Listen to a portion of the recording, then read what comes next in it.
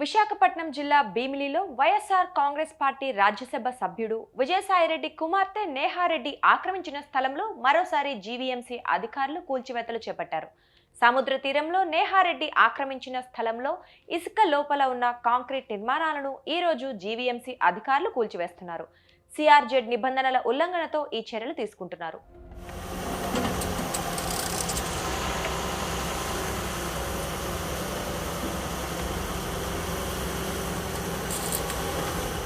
Survey number 1516, 1517, 1519, 1523లో ఉన్న స్థలంలో ఈ కాంక్రీట్ నిర్మాణాలున్నాయి.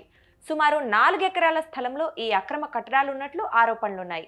దీనిపై జనసేన కార్పొరేటర్ పీతల మూర్తి యాదవ్ ఇటీవల హైకోర్టులో పిల్వేశారు. ఈ క్రమంలో కోర్టు ఉత్తర్వులతో 2 వారాల క్రితమే నిర్మాణాల తొలగింపు చేపట్టారు. పర్యావరణ అనుమతులు లేకుండా నేహారెడ్డి నిర్మాణాలు చేపట్టినట్లు గుర్తించారు. అందుకే ఇప్పుడు పూర్తి స్థాయిలో నిర్మాణాల నేలమట్టం చేయాలని హైకోర్టు ఆదేశించింది. అంతేకాదు కూల్చివేతల ఖర్చు నేహారెడ్డి నుంచి వసూలు చేయాలని సూచించింది. భీమిలి బీచ్లో 5 స్టార్ హోటల్ నిర్మించాలని విజయసాయిరెడ్డి కుమార్తె పెనక స్నేహారెడ్డి గత వైఎస్ఆర్సీపీ ప్రభుత్వ హయాంలో పనులు మొదలుపెట్టారు. హోటల్ నిర్మాణం కోసం ముందుగా సముద్రానికి అతి సమీపంలో గోడ, శాశ్వత కాంక్రీట్ నిర్మాణాలు చేపట్టారు. ఇప్పటికే గోడను కూలగొట్టిన జీవీఎంసీ అధికారులు ఈ రోజు శాశ్వత కాంక్రీట్ నిర్మాణాలను కూల్చుతున్నారు. జేసీబీ సహాయంతో ఇసుకను తొలగించి భూమి లోపలికి ఉన్న కాంక్రీట్ నిర్మాణాలను కూల్చుతున్నారు.